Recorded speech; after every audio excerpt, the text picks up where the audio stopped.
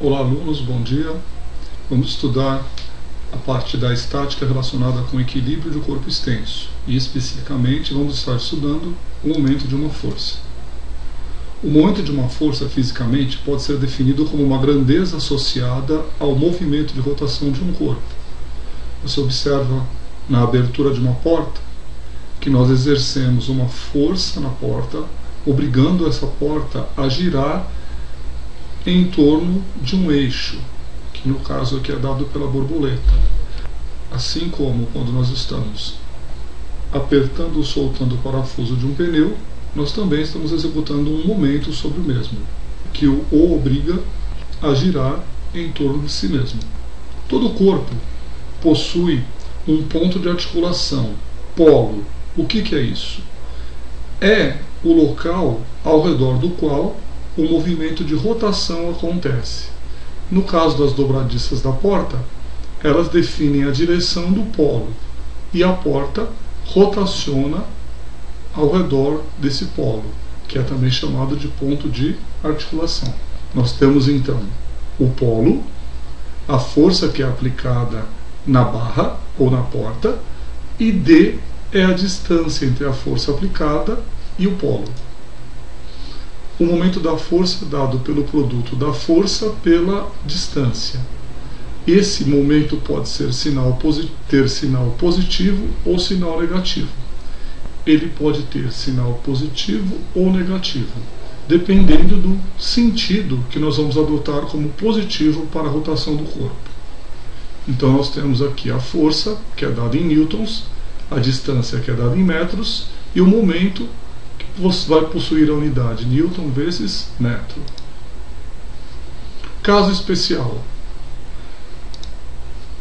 Caso a força seja aplicada inclinada em relação à barra, nós devemos decompô-la e aplicar a componente vertical. Ou seja, se ela é inclinada assim, pelo ângulo de inclinação, eu vou conseguir calcular a força que interessa para a gente, que tem que ser na direção perpendicular ao da barra. Caso a força, ou conjunto de forças, tenha direção que passe pelo polo, o momento dessa força vai ser igual a zero. Por quê? Quando a direção da força incide sobre o polo, ela não colabora para a rotação do corpo, portanto o momento é igual a zero. Momento resultante de um corpo extenso é dado pela soma de todos os momentos, de todas as forças aplicadas no corpo. Então aqui o momento resultante das forças que aplicam nessa barra vai ser o momento M1, que é da força 1, momento M2, que é da força 2, momento M3, que é da força 3, e momento M4, que é da força 4. Vamos resolver esse exercício aqui a título de explicação. A figura mostra uma barra horizontal de peso 100 newtons apoiada no suporte e contendo dois blocos fixos nas posições mostradas, de pesos P1 igual a 100 e P2 desconhecido. Calcule a intensidade do peso 2 para que essa barra permaneça em equilíbrio. Considere os blocos na iminência de cair da barra. Bom, então eu tenho aqui o bloco 1, massa M1, bloco 2, massa M2. O fato dele dizer que está na iminência de cair na barra significa que o centro de gravidade dele está aqui, eu posso considerar como na extremidade de cá, assim como no M2 também, o centro de gravidade está passando por essa vertical aqui que está na extremidade dela. Tá?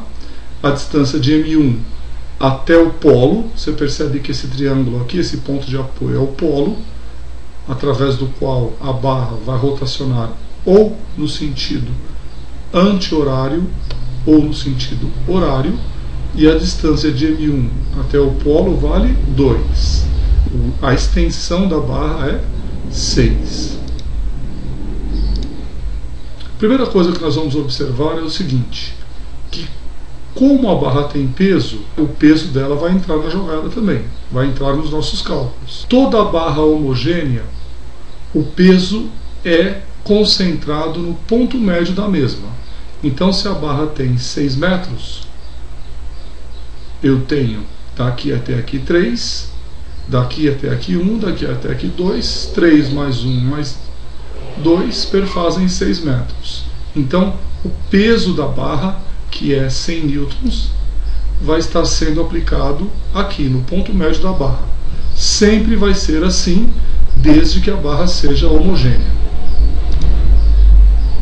Próximo passo, vamos marcar todas as forças que atuam no sistema e suas distâncias em relação ao polo.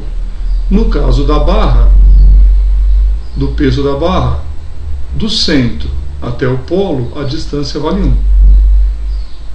Aqui eu tenho a força normal, que é a reação à compressão que a barra exerce no polo.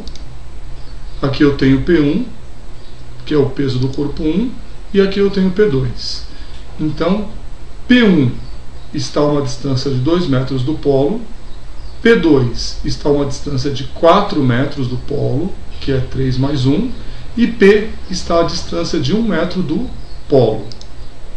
Próxima etapa, nós vamos convencionar um sentido positivo para a rotação.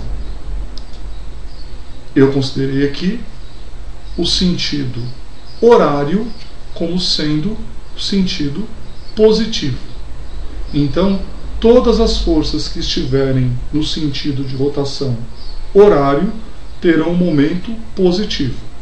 E as que estiverem no sentido contra o sentido convencionado terão momento negativo. Começando então, o momento resultante tem que ser igual a zero. O momento resultante é a soma do momento do corpo 1 mais o momento da barra mais o momento do corpo 2. O momento do corpo 1 vai ter sinal negativo porque nós convencionamos que o sentido horário, que é o giro ao redor do polo, seria positivo. E se você observar o sentido de P1, do peso 1, ele é contra esse sentido.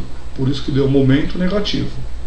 Mais o momento da barra, que está de acordo com a convenção, com o sinal positivo. E o P2 também. P1 e P2 estão de acordo no sentido da direção positiva convencionada. A soma disso vai dar 0. Então, ficou menos 100 que multiplica 2, que é a distância de P1 até o polo, mais 100 que multiplica 1, que é a distância do peso até o polo, e mais 4 que multiplica P2. 4 é a distância do peso do bloco 2 até o polo de rotação. Efetuando esses cálculos aqui, menos 200 mais 100 é igual a menos 4P2. Vamos trocar de lugar aqui, ou multiplicar por menos 1, se vocês preferirem, né? Vai ficar 4P2 igual a 100.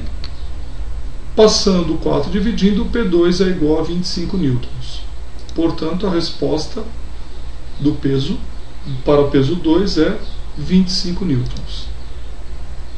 Se o exercício pedisse para calcular a normal, ou seja, qual é a compressão que os dois blocos mais a barra fazem sobre a superfície de apoio, isso se resume em o valor da normal, nós podemos afirmar que, como isso está em equilíbrio e não há translado, que a normal é igual à soma dos pesos 1 mais o peso da barra mais o peso do corpo 2, que vai dar 100 mais 100 mais 25, a normal vai ser 225. Certo, galera? Tenham todos então um bom dia e até mais.